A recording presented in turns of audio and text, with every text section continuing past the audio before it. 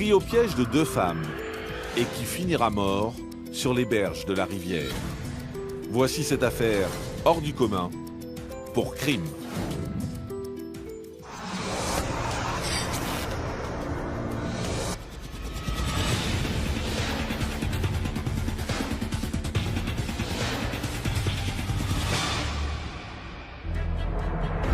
Dans l'affaire qui va suivre, vous allez découvrir l'histoire mystérieuse d'un corps retrouvé en bord de Saône sans le moindre indice, si ce n'est une gourmette au poignet avec un prénom gravé dessus.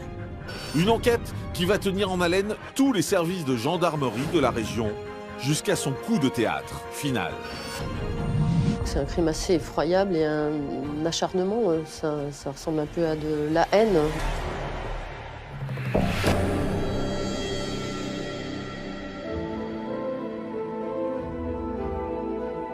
Nous sommes à Lus, petite commune de Saône-et-Loire, dans la région Bourgogne-Franche-Comté. Ce village de moins de 2000 habitants, auparavant tourné vers l'agriculture, est aujourd'hui devenu une banlieue de la ville de Chalon-sur-Saône. Une ville paisible où les gens travaillent sur le bassin de Chalon. Il y a effectivement la rivière principale de la région qui est la Saône. Il y a des promeneurs, des cyclistes, des gens qui courent à pied. Et c'est une ville, on va dire, dortoir, mais qui n'a jamais connu de problème. Le 21 avril 2010, en fin d'après-midi, le soleil se couche peu à peu sur les berges de la Saône. Jean-Paul, un moniteur de poids lourd, se balade à vélo pour décompresser de sa journée de travail. Quand soudain, il remarque quelque chose d'étrange. J'ai regardé sur le bord de Saône et j'ai vu cette forme qui était en bordure de berge. J'ai continué mon parcours parce que pour moi ça pouvait être un sac et dans le doute, au bout d'une centaine de mètres, je suis revenu voir. Et c'est là que je me suis rendu compte que ça pouvait être éventuellement une personne. Perplexe, Jean-Paul décide d'appeler les pompiers pour leur signaler sa découverte. Arrivés sur place, les secours font alors un terrible constat. Ils ont tout de suite vu que c'était une personne. Ils se rendent compte qu'il est ficelé et qu'il a apparemment un sac sur la tête. Donc ils décident de ne rien toucher et de faire venir la gendarmerie. Quelques minutes plus tard, la brigade de gendarmerie de Chalon-sur-Saône arrive et fige la scène. Aussitôt, le docteur Corrège, médecin légiste, est appelé pour effectuer les premières constatations. On a constaté que le cadavre était entièrement recouvert par une espèce de drap qui était maintenu à plusieurs endroits par une cordelette au niveau des jambes, une cordelette au niveau du cou, plus ou moins serrée. Et donc notre travail a d'abord été d'enlever le drap housse pour voir un peu l'extrémité céphalique. Et là, on a constaté que la peau était un peu abîmée par la putréfaction.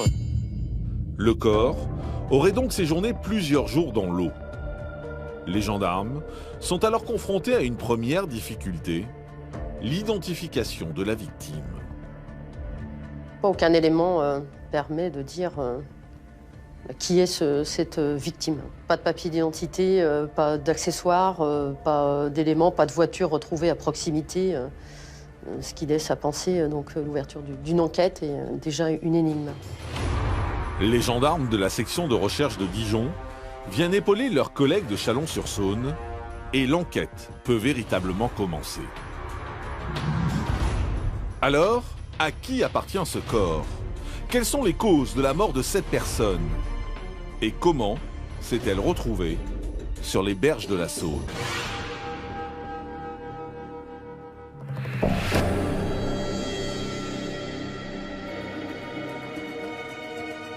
Au centre hospitalier de Chalon-sur-Saône, le lendemain de la découverte du corps, le docteur Corrège débute l'autopsie. Premier indice, la victime est de sexe masculin.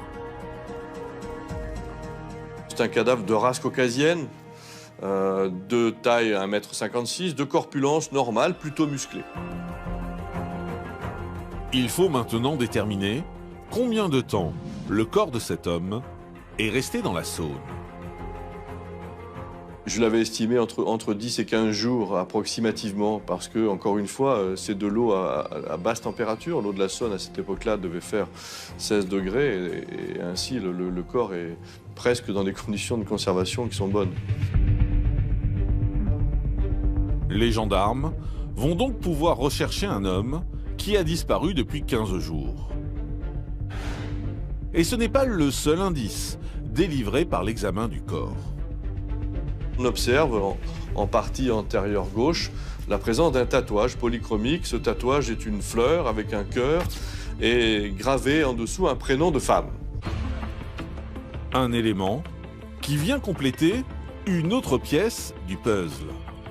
Car auparavant, les enquêteurs ont retrouvé au poignet de la victime une gourmette. Sur cette gourmette, un prénom gravé. Bertrand.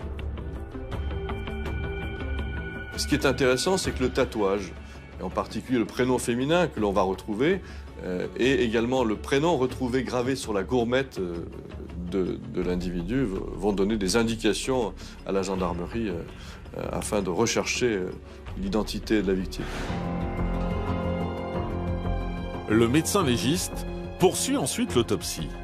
Il remarque de nombreuses contusions et une blessure conséquente au niveau de la tête de la victime. On va retrouver un volumineux hématome étendu sur toute la partie latérale gauche de la face et à l'arrière. Vous voyez toute cette face. Donc il y a un gros hématome entre le cuir chevelu et la boîte crânienne qui indique un coup violent qui a beaucoup saigné.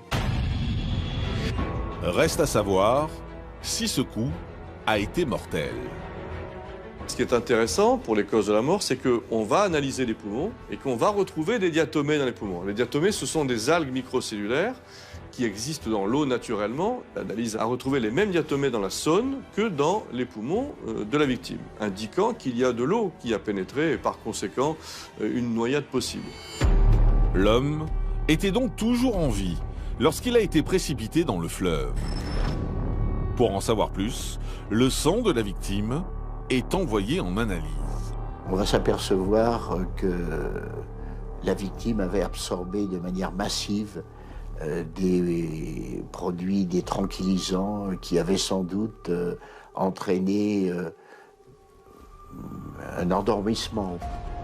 Un mode opératoire qui met les services de gendarmerie sur une première piste. Après les examens procédés en laboratoire, va se développer l'hypothèse d'un empoisonnement par ces médicaments. Et on sait par la pratique pour les médecins légistes que l'empoisonnement est souvent un crime de femme.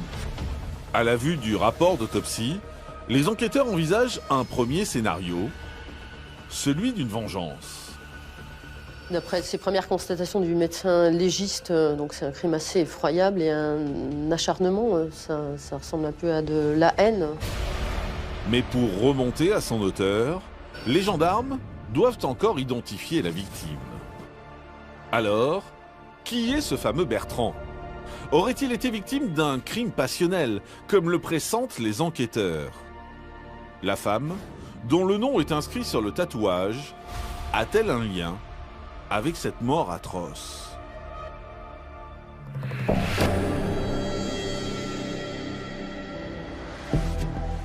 À la gendarmerie de Chalon-sur-Saône, une enquête fastidieuse débute.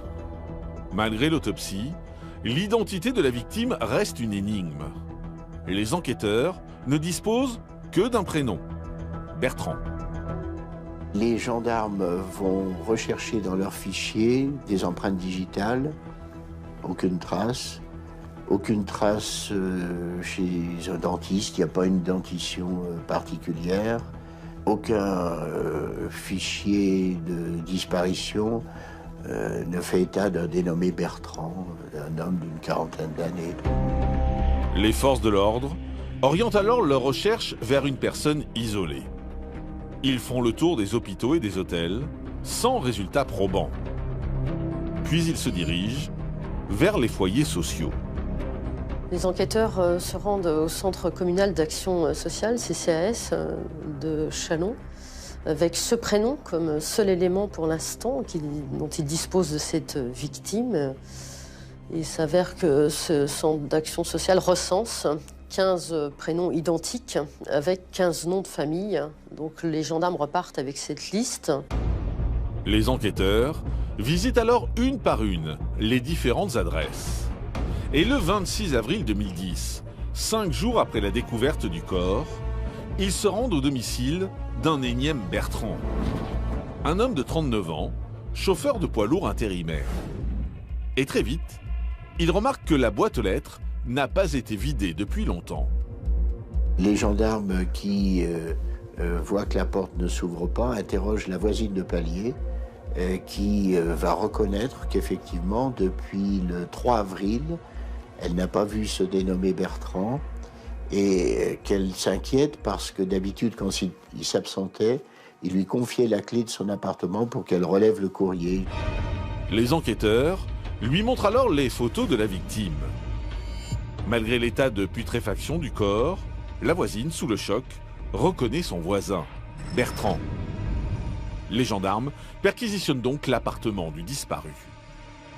Ils pénètrent dans son domicile, ils vont prélever des brosses à cheveux, brosses à dents, pour essayer de récupérer de l'ADN et pouvoir le comparer avec les tissus qu'on aura prélevés lors de l'autopsie. Les résultats tombent. Bertrand est bien la victime retrouvée dans la Saône. Et contre toute attente, l'homme a une famille. Mais celle-ci est à Bourges, à plus de 250 km de là. Les gendarmes décident donc d'informer son ancienne compagne et mère de ses 2 filles, que nous appellerons Corinne. Ils m'ont dit que Bertrand était décédé. C'était vraiment un moment de douleur parce que je ne comprenais pas. Je ne comprenais pas pourquoi, mais pourquoi lui? Si Corinne est surprise, c'est parce que Bertrand était apprécié de tous. C'était un bon vivant. C'était une personne qui était très gentille, qui faisait trop confiance aux gens, mais il avait toujours le cœur sur la main. Ce chauffeur de poids lourd de 39 ans a vécu de belles années à Bourges auprès de Corinne et de leurs 2 filles. Mais une mauvaise habitude de Bertrand va malheureusement mettre fin à leur histoire. Il buvait beaucoup et un jour, j'en ai eu marre et je suis partie. Parce que c'était trop, quoi. Il se laissait trop entraîner en fait par les copains et moi je pouvais plus. Une séparation que Bertrand ne parvient pas à accepter. Pour me prouver en fait qu'il changeait et puis qu'il voulait me récupérer, il s'était fait faire un tatouage, donc une rose avec un cœur avec inscrit mon prénom dedans. Mais Corinne reste sur sa position. Et en 2002, Bertrand quitte la région de Bourges pour s'installer à Chalon-sur-Saône, où il a été muté. Il y rencontre sa 2e compagne, avec qui il a également une fille.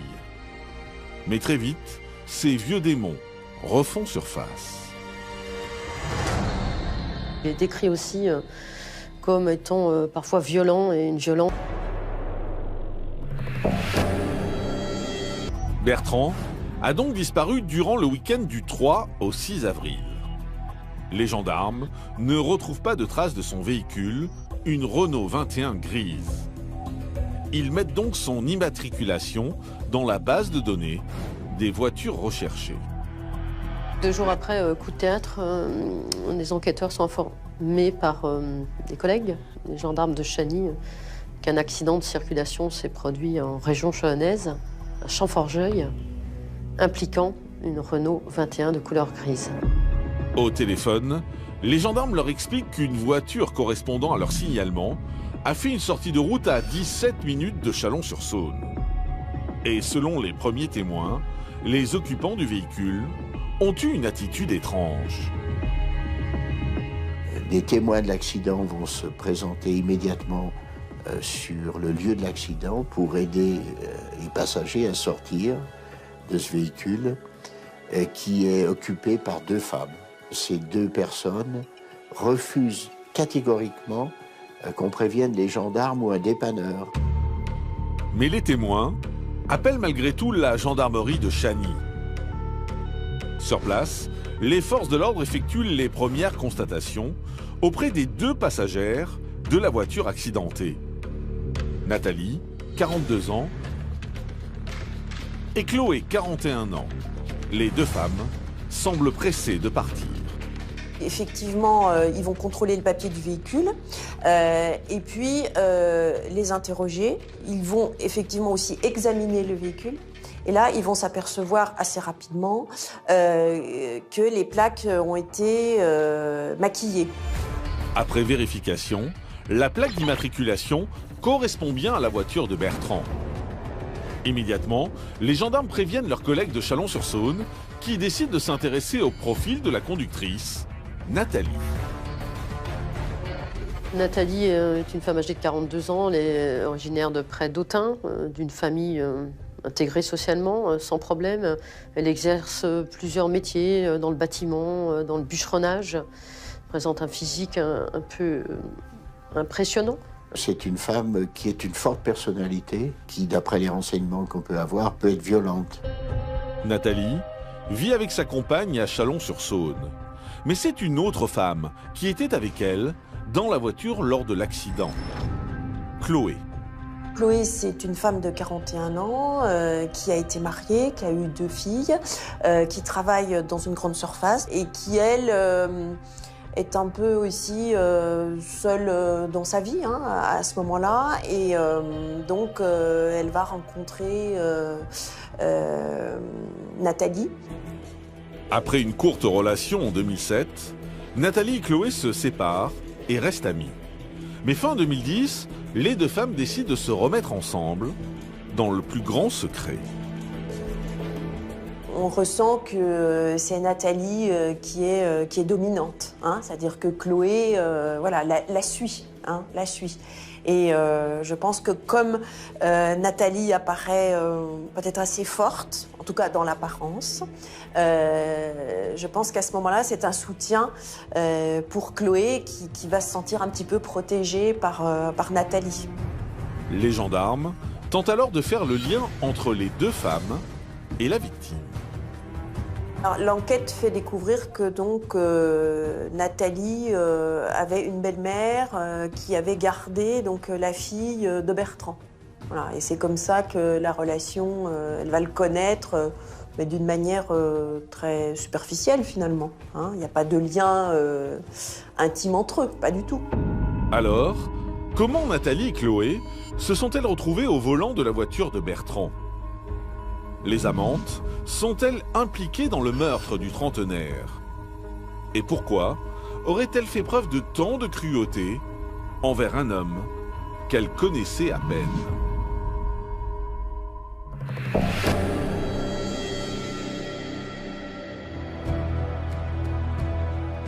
À la gendarmerie de Chalon-sur-Saône, Nathalie et Chloé sont placées en garde à vue et interrogées sur la manière dont elles ont récupéré la voiture de Bertrand, retrouvée inerte dans la Saône. Très vite, Nathalie avoue être impliquée dans la mort de Bertrand et tente de fournir une explication aux enquêteurs. Bertrand aurait participé ou assisté sans intervenir, on ne sait pas trop, à un viol collectif dont elle aurait été la victime. Il y a, en tout cas, un certain nombre d'années en arrière, elle aurait été adolescente. Nathalie aurait donc souhaité se venger. Face aux enquêteurs, elle donne sa version des éléments. Le 3 avril, Nathalie dit avoir appelé sa compagne et elle l'a éloignée en lui demandant d'aller passer le week-end chez ses parents. Et elle demande à Chloé de venir le soir car elle a invité Bertrand à venir prendre l'apéritif à Chalon dans son appartement. Mais il ne s'agit pas d'une simple soirée entre amis. Les amantes ont une idée derrière la tête. Nathalie et Chloé écrasent des comprimés d'antidépresseurs dans le verre de Bertrand pour l'endormir. À la nuit tombée, l'homme de 39 ans arrive à l'appartement et le piège se referme sur lui. Elle va prétendre qu'il est arrivé déjà éméché et qu'après avoir absorbé sa boisson mortelle, il ne va pas perdre conscience, mais qu'il va tituber et qu'elle va l'attraper par le col, mais qu'il va, en tombant, heurter le coin du bar. Bertrand, assommé, gît sur le sol. Mais l'homme n'est pas au bout de ses souffrances. Nathalie va s'emparer d'un pied de biche et va le frapper violemment à la tête. Pensant que Bertrand est mort, Nathalie et Chloé décident alors de se débarrasser du corps. Elles attachent l'homme, l'enroulent dans un drap, chargent le corps dans le coffre de la voiture, puis le jettent à quelques kilomètres de là, dans la Saône. Mais Chloé livre une histoire encore plus sordide aux enquêteurs. Avec un verre, avec le fameux cocktail, c'était insuffisant, ils ne s'endormaient pas.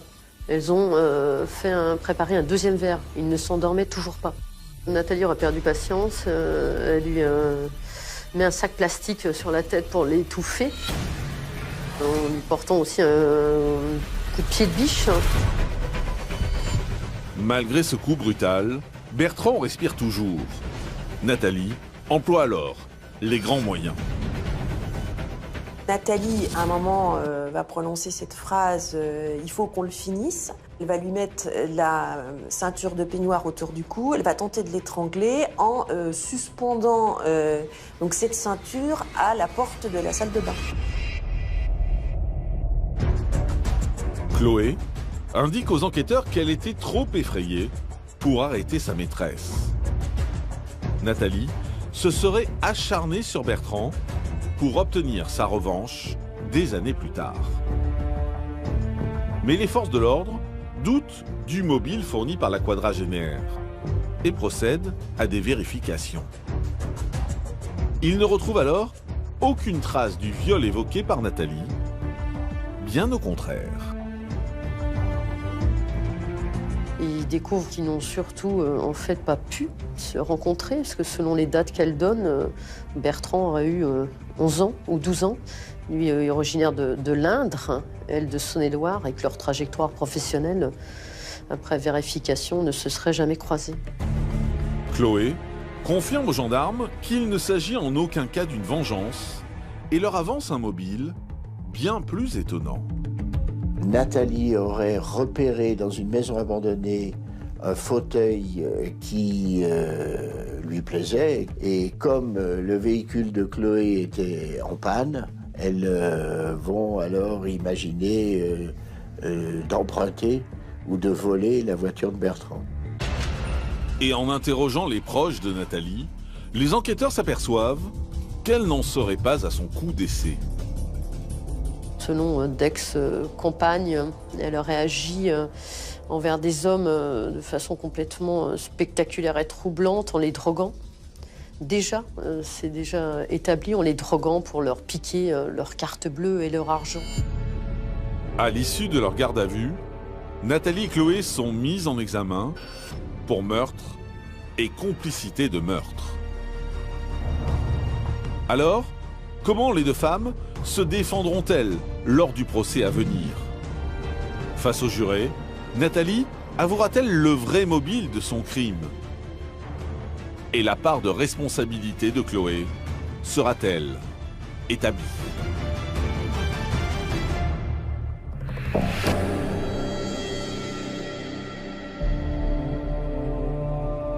Le 22 mai 2011, un an après la mort de Bertrand, l'affaire connaît un incroyable rebondissement. Après 13 mois d'incarcération, Nathalie craque et envoie une lettre au juge d'instruction. Elle avoue que la piste du viol dont elle se dit victime, dont elle s'est dite victime, c'était faux, qu'elle l'a inventé. Elle dit aussi au juge d'instruction que la soirée de l'apéritif où elle a invité Bertrand, ça a dégénéré, qu'elle a voulu voler sa voiture. Nathalie indique qu'elle dira toute la vérité lors du procès.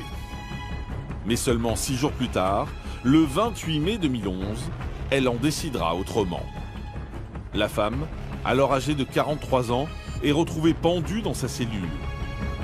Pour les proches de Bertrand, le décès de la principale accusée est une terrible nouvelle. J'aurais préféré qu'elle assume ce qu'elle avait fait. J'aurais préféré qu'elle dise les choses au lieu de se suicider. Je trouve que c'est trop facile.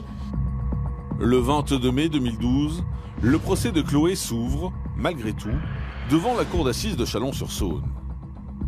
Elle comparaît pour complicité de meurtre et vol de voiture et se retrouve donc seule dans le box des accusés. Je sens une ambiance assez pesante parce que la famille n'a pas le véritable coupable en face. Pour la cour, tout l'enjeu du procès est donc de définir le rôle de Chloé dans la mort de Bertrand. C'était une femme calme, qui paraissait effectivement très passive. On lui a beaucoup reproché d'ailleurs cette passivité, en lui disant mais quand même, vous êtes une femme adulte, vous pouviez réagir, interrompre votre compagne, en lui disant mais que fais-tu, on peut pas faire ça, ou voilà. Et en fait c'est ça qu'on lui a beaucoup reproché. Pour sa défense, Chloé explique qu'elle n'est pas venue en aide à Bertrand à cause du caractère violent de Nathalie. Devant les jurés, elle force le trait. Chloé, pour justifier de l'emprise qu'aurait pu avoir Nathalie sur elle, elle va même jusqu'à dire que Nathalie était son gourou et qu'elle était un disciple de cette femme qui dirigeait ses actes, en quelque sorte. Mais ces arguments ne convainquent pas. Après 3 jours d'audience, Chloé est condamnée à 12 ans de réclusion criminelle. Une sentence que les proches de Bertrand jugent insuffisante. Pour nous, c'est pas assez. C'est pas assez pour ce qu'elle a fait. Donc ça veut dire que c'est comme si on lui donnait l'autorisation de recommencer. Non, je trouve ça inadmissible.